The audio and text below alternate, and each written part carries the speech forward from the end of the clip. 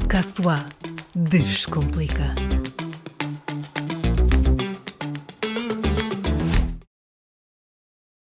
Bem-vindos a mais um podcast O A Descomplica. Esta semana falamos de relações entre a Universidade de Aveiro e a China. E para falarmos deste tema, temos connosco João Afonso Correia. Leonardo Marco Túlio, co-diretor do Instituto Confúcio e professor do Departamento de Línguas e Culturas da Universidade de Aveiro, e Carlos Rodrigues, professor do Departamento de Ciências Sociais, Políticas e do Território, também da UA, diretor do mestrado em Estudos Chineses. Entretanto, a primeira pergunta, começamos por, perceber um pouco do contexto das relações e de como a cultura chinesa tem sido uma realidade na Universidade de Aveiro. Existe uma especial ligação da Universidade a esta cultura, a cultura chinesa. Prova disso é, de facto, o Instituto Confúcio e o mestrado em Estudos Chineses e os muitos estudantes chineses que vêm estudar português, por exemplo, português, para a Universidade de Aveiro. Ao abrigo do protocolo com universidades chinesas, o caso da Universidade de Dalian é o caso, suponho, o mais relevante. Qual a missão do Instituto Confúcio da Universidade? Terá algumas particularidades em relação a outros institutos confúcios criados noutras universidades? Leonardo Marco Túlio. Bom, olá, boa tarde. Então, em primeiro lugar, eu gostaria de agradecer o convite que foi feito pela Elza. Aproveito essa oportunidade para vos parabenizar por essa iniciativa. Eu acho que é importante levar a informação de uma maneira descomplicada, como é a ideia do podcast, não só para a comunidade acadêmica, mas também para todos os que nos estiverem a ouvir. Então é um grande prazer poder falar um pouco para a comunidade sobre o Instituto Confúcio. E também é uma honra partilhar esta mesa com um grande colega, o professor Carlos Rodrigues. Bom, então já que é para descomplicar, então para quem não conhece o que é o Instituto Confúcio, o Instituto Confúcio é sempre uma parceria entre uma universidade chinesa e uma universidade estrangeira. Então, no nosso caso mais concreto, é uma parceria, o fruto de uma parceria entre a Universidade de Aveiro, claro, aqui estamos, e a Universidade de Línguas Estrangeiras de Dalian, que é uma cidade que fica no nordeste da China. Então, eu diria que o Instituto Confúcio tem uma grande missão geral, mas também tem missões mais concretas que tornam essa missão geral possível. Então, eu poderia dizer que a grande missão geral do Instituto Confúcio é tentar promover um diálogo intercultural, mas um diálogo informado, um diálogo amplo, um diálogo estruturado, para dar a possibilidade da sociedade portuguesa, no nosso caso, da sociedade portuguesa conhecer a China contemporânea de uma maneira mais direta e de uma maneira mais autêntica, assim como também a cultura chinesa e a cultura oriental. Num plano mais concreto, eu diria que o Instituto Confúcio tem 3 grandes missões. Então, a primeira missão do Instituto Confúcio é promover o ensino da língua chinesa, no caso do mandarim. A segunda grande missão é divulgar a cultura chinesa. E o terceiro eixo, a terceira missão, seria exatamente tentar estabelecer algum tipo de ser um facilitador para a cooperação entre a China e Portugal. Então, algum tipo de estratégia, desenvolvimento de estratégias para o conhecimento mútuo entre os dois países. Então, através do intercâmbio cultural, intercâmbio científico, intercâmbio acadêmico e etc. Então, além dessas grandes missões, que nós chamamos desses 3 grandes eixos do Instituto Confúcio, que é a língua, a cultura e esse intercâmbio educativo e cultural, nós também apoiamos a formação de professores de mandarim que vão atuar, nomeadamente, em países de expressão portuguesa. E nós também atuamos para a mobilidade acadêmica e mobilidade científica dos estudantes. Então, nós temos algumas outras atividades que acabam por contribuir para essas missões, como, por exemplo, nós somos um polo, um centro de organização e de aplicação dos exames de proficiência HSK. Bom, já que estamos na UA, então eu acredito que o Instituto Confúcio também tem uma missão mais particularmente ligada com a UA.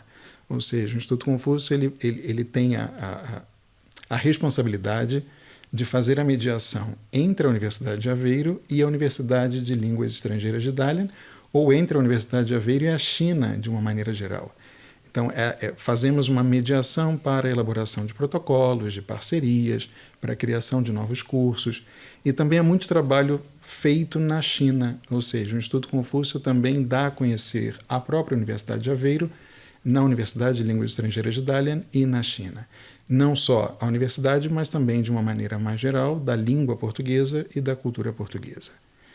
Hoje, para quem não conhece, nós somos 5 institutos Confúcio em Portugal. E aí, tentando entrar na segunda parte da pergunta, o que nos diferencia, nos particulariza em relação aos outros institutos Confúcio.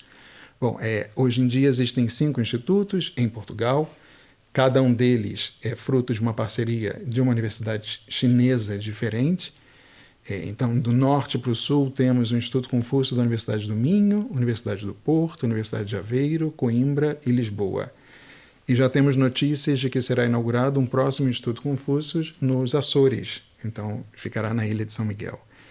E também um outro Instituto Confúcio, talvez para o ano, na Universidade de Évora. Então, existe uma rede, nós fazemos parte todos de uma aliança.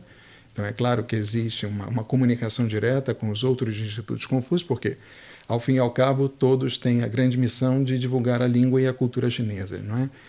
Mas é claro que existem particularidades. Então, eu diria que as especificidades do nosso Instituto Confúcio em relação aos outros, existem, na verdade, 2 campos, 2 áreas. Eu destacaria no âmbito educativo, mas também no âmbito científico. Então, no âmbito educativo, nós desenvolvemos já há mais de 10 anos um projeto de ensino de mandarim na educação básica.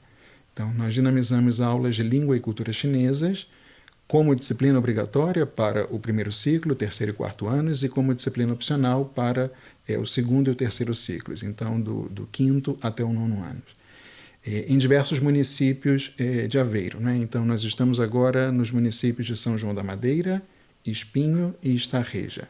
Então, acho que esse é um projeto bastante inovador. Nós temos notícias de outros institutos Confúcios que também dinamizam projetos semelhantes, mas não com o tamanho do nosso projeto. Então, para que você tenha uma ideia, hoje em dia são contempladas mais de 2.000 crianças em todos esses 3 municípios que todos os anos podem aprender um pouco mais sobre a língua e a cultura chinesas. Além desse produto, digamos assim, desse projeto que se chama Mandarim Mais, nós também estamos agora a desenvolver novos cursos, novas ações formativas, voltadas tanto para o ensino secundário, quanto para empresas ou para mediadores culturais. São demandas que nos chegam todos os dias e nós precisamos, de certa maneira, de uma reestruturação para dar resposta para os problemas sociais que acabam por aparecer. Bom, então, nesse âmbito do projeto, esse projeto de ensino de mandarim na educação básica, eu diria que o Instituto Confúcio da Universidade de Aveiro também se destaca pela elaboração e publicação de manuais didáticos. Nós temos uma série de manuais didáticos que foram escritos, nomeadamente para crianças, então, que se chama Chinês 1, 2, 3, e também temos materiais didáticos que foram elaborados para o ensino de mandarim no ensino superior e são usados no Departamento de Línguas e Culturas, no curso de Línguas e Relações Empresariais. Temos uma gramática de língua chinesa para falantes do português. Então, essas seriam as iniciativas que acabam por particularizar o Instituto Confúcio no âmbito cultural. Mas eu destacaria também no âmbito científico que nós temos algumas especificidades, como, por exemplo, além desse selo, que é o selo de manuais didáticos, nós também temos outros selos editoriais mais voltados para a parte científica, como, por exemplo, um selo de tradução.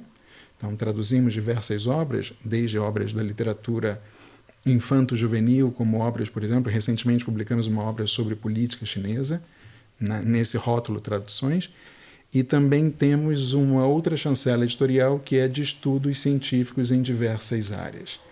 E, para finalizar, eu destacaria ainda o fato de nós termos um congresso internacional, que os outros Confúcios não têm, um congresso internacional chamado Congresso Internacional Diálogos Interculturais entre Portugal e China, que já vai caminhar no próximo ano para a sua 5ª edição. E um fórum para divulgação científica, que é a nossa revista de divulgação científica chamada Rotas ao Oriente, que recebe artigos relacionados a estudos sino-portugueses. Acabamos de publicar o número do ano passado, de 2025, E vamos agora publicar o número de 2026, ou seja, o volume 6. Então, acredito que essas sejam as particularidades que nos distinguem no cenário nacional. Isto já mostra bastante o trabalho que tem sido feito aqui pelo Instituto Confúcio da Universidade de Aveiro, e considerando então também a importância cada vez maior da China no mundo, de facto há um interesse cada vez maior também da comunidade em relação à cultura chinesa e a tudo que, em relação a tudo o que ela contém, não é, professor? Sim, eu queria, antes de mais, cumprimentar a Elsa e o João e agradecer o convite para estar aqui. Retribuo as palavras do Leonardo. É também para mim sempre uma honra partilhar espaços de comunicação e outros com o diretor ou co-diretor do Instituto Confúcio, e eu, correndo o risco de causar alguma turbulência, eu vou complementar, no fundo, a informação que o Leonardo passou, porque eu penso que há uma dimensão histórica que acaba por explicar a existência do Instituto Confúcio na Universidade desde 2015. Isso. Porque as ligações com a China desta universidade começaram nos anos 80. Muito antes. E por motivos ligados à parte mais tecnológica, ou seja, na investigação, nomeadamente materiais. O professor Lopes Batista, da Cerâmica, no então Departamento de Cerâmica e do Vidro, começou de facto a colaborar com a Universidade de Zhejiang, e daí nasceu toda esta dinâmica que conduziu à criação do Confúcio, mas que teve várias vertentes pelo caminho, entre as quais a criação do mestrado em estudos chineses. Portanto, isto é uma nota histórica que penso que acaba por ajudar a enquadrar esta ligação forte que a Universidade de Aveiro tem à China. Relativamente à questão que me colocou, sem dúvida nenhuma, com interesse sobre a China em termos gerais e sobre a cultura da China em particular, tem vindo a aumentar de uma forma muito significativa, muito por força do trabalho que tem vindo a ser desenvolvido nos Institutos Confúcio, no caso concreto em Portugal. E, de facto, este crescendo está claramente ligado àquilo que é a evolução, no fundo, do posicionamento da China no mundo, nomeadamente do ponto de vista económico. Exatamente. A China tornou-se, no fundo, uma potência incontornável em termos económicos e não só. E, portanto, isso suscitou, de alguma maneira, um interesse que não é que não existisse antes, mas existia de uma forma um bocadinho... mais atenuada, não é? Sim. Era atenuada, e até olhava-se para a China muito como um espaço marcado por algum exotismo, o que significa que a curiosidade era mais motivada pela natureza exótica, o que é manifestamente errado, diga-se, olhar para a China e para a sua cultura de uma forma exótica, mas de qualquer maneira isso alterou-se de uma forma muito significativa com a afirmação da China como potência económica, como potência líder em termos de inovação tecnológica, e, de facto, o interesse pela cultura tem sido alvo de um crescimento muito grande, não só em Portugal, mas, falando de Portugal em concreto, isso é evidente em muitas dimensões, desde o número crescente de pessoas que querem aprender a falar chinês, ao número crescente de alunos a frequentar cursos livres, cursos de chinês nas universidades, no Centro Cultural e Científico de Macau, etc. Mas também nos aspectos não linguísticos da cultura, como, por exemplo, perceber o que é que significa o Ano Novo Chinês, e estou a falar do Ano Novo porque foi um acontecimento relativamente recente, e, portanto, a resposta é claramente sim. E Portugal, esse crescendo é particular. Eu conheço a realidade, por exemplo, do resto da Europa relativamente à China, e não é bem a mesma coisa. mas podemos discutir isto num contexto diferente, que eu sei que vai surgir mais minuto, menos minutos. Até porque as relações também de Portugal com a China também já têm uns séculos, sim. não é? Não, mas isso também... Eu, e não sou só eu, há não diria um consenso, mas uma opinião que é partilhada por muita gente, de que as relações entre Portugal e a China, no contexto europeu nomeadamente, são de alguma forma particulares. E é relativamente fácil explicar o porquê, porque nós tivemos uma presença muito forte em território chinês. Macau é claramente um território que confere uma particularidade muito grande àquilo que é a relação, a todos os níveis, desde cultural, política e mesmo económica neste momento, entre Portugal e a China. Isso sente-se.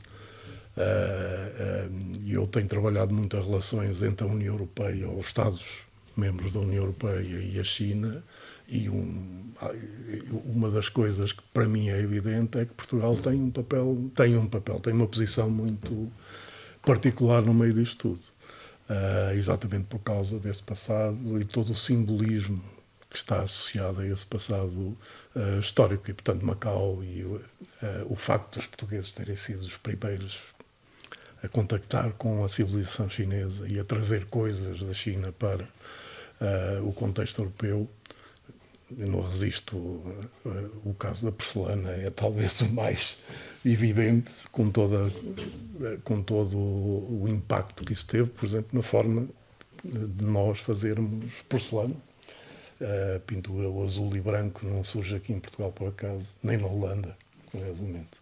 E, portanto, sim, sem dúvida nenhuma que a história tem aqui um peso muito, muito forte. Uhum. E para essa relação também contribui o facto de haver um recíproco interesse, não é? Do lado chinês. Claro. Portanto, em recuperar, por exemplo, a língua, não é? O aprender o português, que já em Macau já foi mais presente do que é atualmente, e, portanto, mas vai aumentando essa curiosidade, não é? De recuperar esse conhecimento. A China tem um interesse muito particular em Portugal. Eu não diria que esse interesse é motivado por este cantinho à beira-mar plantado, mas porque Portugal tem funcionado como uma ponte para todo o mundo lusófono. E quando falamos no mundo, no mundo lusófono, estamos a falar de países como o Brasil, como Angola, como Moçambique, etc., que têm uma importância não só económica, mas também política para a China. E, portanto, falando nos interesses, porque há sempre uma parte interesseira. Sim, estratégica. Claramente, a China tem interesse em manter boas relações com Portugal. Mas eu penso que é preciso ir mais além. É preciso falar um bocadinho, eu não queria falar de paixões e de interesses, mas porque não é correto dizer que há uma paixão entre a China e Portugal e vice-versa, mas há de facto algo que vai para além do interesse no sentido mais restrito e que tem a ver, mais uma vez, com a história. O simbolismo, por exemplo, que é atribuído à forma como a China e como decorreram as negociações entre Portugal e a China no caso de Macau. E, portanto, todo o processo que conduziu em 1999 à passagem de Macau para a soberania chinesa, por estatuto de região administrativa especial, etc. Isso ainda hoje tem uma importância muito grande naquilo que é a configuração das relações entre Portugal e a China. Se nós analisarmos os discursos, quer dos dirigentes chineses, quer dos portugueses, este processo de negociação entre Portugal e a China, no caso de Macau, é algo que é absolutamente essencial. O presidente Xi, não há um único discurso em que ele, quando fala de Portugal, não refira a forma suave e harmoniosa como decorreram as negociações. Isto para nós ocidentais pode parecer uma coisa romântica, mas para um chinês isto é algo extremamente importante. E isso nota-se no meio da turbulência que existe em termos geopolíticos neste momento. Portugal, de alguma forma, tem conseguido manter boas relações com a China, ao contrário de alguns países europeus, exatamente por causa deste simbolismo da história e, se calhar, por a nossa vocação também global, ou pelo menos de grande havia uma, eu peço desculpa, agora estou-me a tentar lembrar do termo que é utilizado na estratégia de política externa de Portugal, que é uma posição universalística, que em inglês fica bem, em português parece um bocado estranho, mas que no fundo retrata bem aquilo que é o posicionamento de Portugal relativamente às suas relações externas. E o caso da China é muito particular neste aspecto também. Falemos de questões mais concretas, de números, só para percebermos um pouco como tem sido a evolução da relação, em particular da Universidade de Aveiro com a China. Há números de quantas pessoas, quantos estudantes estudam e atuam, digamos assim, no campus, nos campi da Universidade de Aveiro. Como tem sido a evolução desses números chineses cá, mas também portugueses na China. Como é que tem decorrido essa evolução? Bom, eu não tenho daqui dados estatísticos, dados oficiais ou dados atualizados, mas eu tenho alguns exemplos concretos para partilhar. Então, pensando, por exemplo, na quantidade de chineses, sejam professores, sejam alunos, sejam investigadores aqui na Universidade de Aveiro, eu poderia dizer que no próprio Instituto Confúcio nós temos agora a presença de 7 professores chineses, com destaque para a diretora, a co-diretora. O Instituto Confúcio tem 2 diretores, então é sempre um diretor local da universidade estrangeira e um diretor chinês, não é? Que é enviado da própria universidade, no nosso caso da Universidade de Línguas Estrangeiras de Dalian. Então, a professora Tsui Tsui Chan, que é professora catedrática da Universidade de Línguas Estrangeiras. Ela é a co-diretora, é a diretora chinesa. Então, além da Tsui Tsui, nós temos mais 6 professores chineses e também sabemos que existem outros professores chineses em outros departamentos da UA. Então, tenho um conhecimento de que há professores no Departamento de Línguas e Culturas, naturalmente, mas também há professores no Departamento de Comunicação e Arte. Não sei se há em outros departamentos como docente. Mas nós também sabemos que há investigadores em centros de investigação e projetos que são de nacionalidade chinesa. Em relação ao número de alunos, o Departamento de Línguas e Culturas acolhe todos os anos por volta de 40 ou 50 alunos chineses que vêm através de programas de mobilidade, então de diversas universidades, mas nomeadamente da Universidade de Dalian. Então, esses alunos, eles são alunos de licenciatura, no primeiro momento, e participam de um programa de mobilidade por 2 anos. E muitos deles acabam por ficar na Universidade de Aveiro para tirar o mestrado em português, língua estrangeira, língua segunda. Então, eu diria que, fazendo contas por cima, hoje deve haver na Universidade de Aveiro por volta de uma comunidade entre docentes e alunos, por volta de 100 chineses, um pouco mais talvez, não é? Mas não há dados, e também não tenho dados históricos para falar em termos de evolução desse número. Mas no nosso caso concreto, e aí que eu falo pelo Departamento de Línguas e Culturas, tem vindo a crescer o interesse pelos cursos que são dinamizados pelo departamento, então cada vez recebemos mais alunos chineses. E nós também temos programas de mobilidade para enviar alunos portugueses para a China, mas também não sei precisar agora qual seria exatamente o número.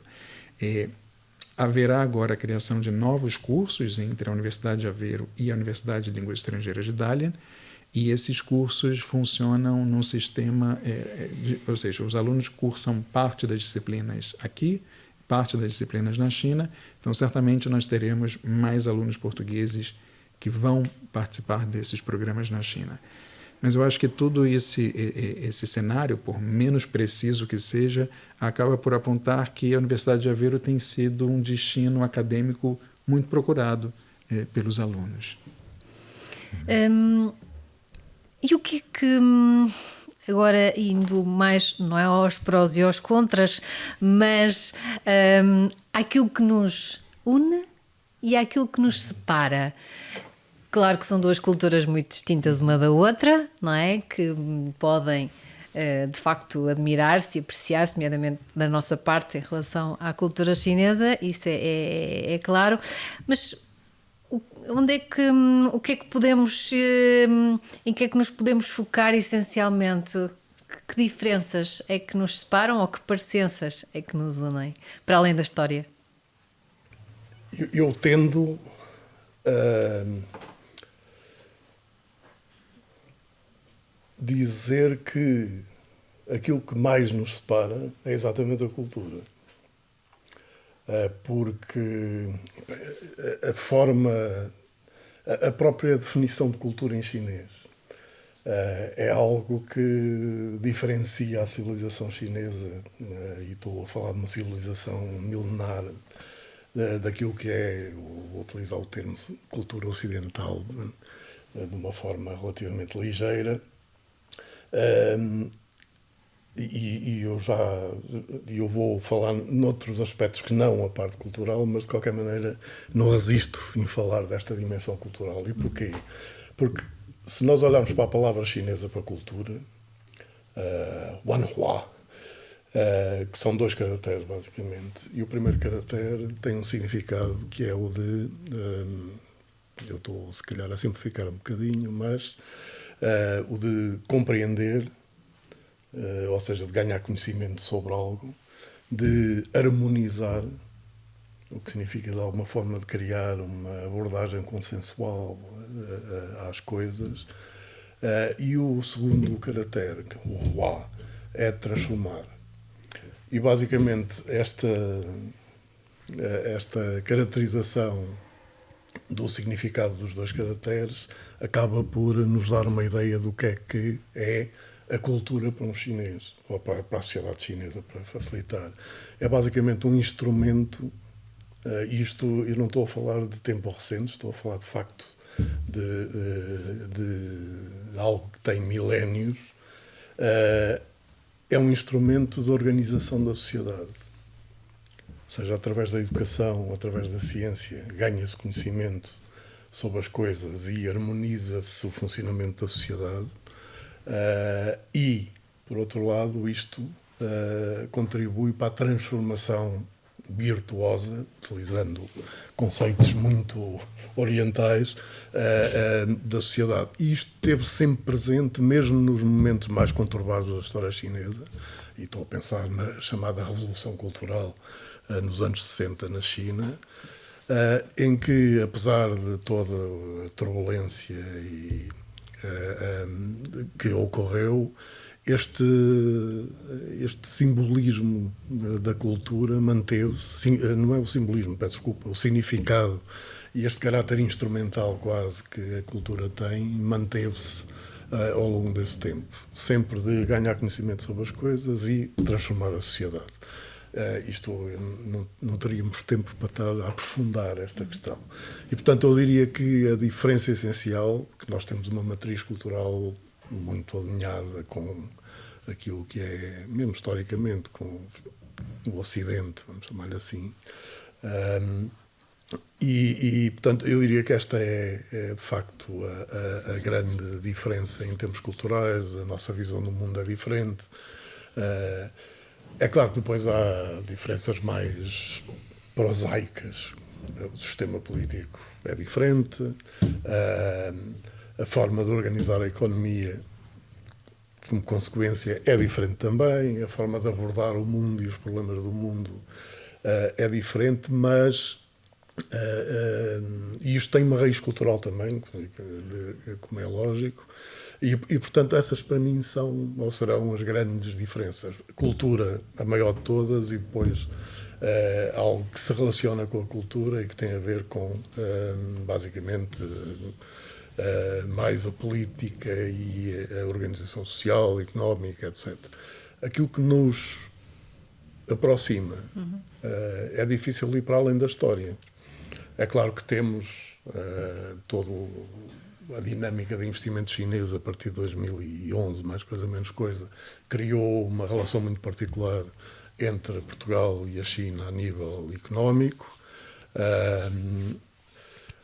Temos uma relação comercial muito forte, nomeadamente em termos de importações da China, mais do que exportações, apesar do desenvolvimento nos últimos anos. Portanto, eu diria que, de facto, é mais fácil, para mim, caracterizar aquilo que nos separa. É mais fácil e mais interessante, até. Não sendo, de qualquer maneira, algo que são questões que nos separam, mas ao mesmo tempo que nos unem, porque nos separam, digamos assim. A diferença é boa, não é? Exatamente. Aliás, qualquer análise que se faça sobre as relações entre o Ocidente e a China implica mergulharmos num mundo de contradições, o que às vezes, do ponto de vista científico, nomeadamente, é muito difícil lidar com este tipo de contradição. Exatamente. E essa é uma delas. Ou seja, nós temos muita coisa que nos separa, a começar por uma coisa essencial, que é a cultura, mas, por outro lado, temos muito que nos une. Por vários motivos de presença histórica num determinado território, no caso de Portugal, por ligações económicas, comerciais, etc., também elas muito fortes, e isto às vezes é difícil de analisar de uma forma coerente, eu diria. E portanto há um esforço que, nomeadamente, quem trabalha do ponto de vista científico estas questões tem que ser feito para evitar exatamente uma coisa que às vezes é algo que acontece nos estudos chineses, agora já nem tanto, mas há uns anos, que eu já falei nisto, olhar para a China como algo, um mundo exótico, que merece a atenção da ciência, porque de facto é um objeto tão diferente que merece ser estudado. Um bocadinho aquilo que era a posição da ciência europeia relativamente às colónias, não estou a falar de Portugal em particular, estou a falar em termos gerais. E relativamente à China era muito essa, aquilo é meio exótico, usam umas roupas meio não sei como e tal. E felizmente isso mudou significativamente, mas as contradições ficaram. E portanto há aqui um desafio grande para quem faz ciência que envolve a China e as suas relações com o Ocidente. Professor Leonardo Marco Túlio, dia 17 de fevereiro teve início o Ano Novo Chinês, neste ano, neste caso, regido pelo Cavalo de Fogo. Quero falar um pouco do significado do Cavalo de Fogo e o que pode significar para os chineses este ano. Claro que sim. Bom, então no calendário tradicional chinês, cada ano, ou seja, existe sempre um animal, um dos animais do signo, um dos animais do zodíaco chinês, é sempre escolhido para simbolizar aquele ano, não é? Mas não é só o animal. Então, além do animal, também existe um elemento da natureza. E, diferentemente da tradição ocidental, que considera 4 elementos da natureza, então nós temos ar, fogo, terra e água. Então, na tradição chinesa, são 5 elementos, e os elementos estão em conexão. Então, nós temos água, a terra, o fogo, o metal e a madeira. Então, o símbolo, a simbologia de cada novo ano é a combinação de um animal com um elemento da natureza. Então, é exatamente por isso que neste ano nós temos o cavalo e o fogo, né? Então, o cavalo simboliza o movimento. O cavalo é ação, né? É velocidade, é dinamismo. E o fogo, a energia, a transformação. Então, nós temos aqui uma combinação bastante intensa, bastante enérgica.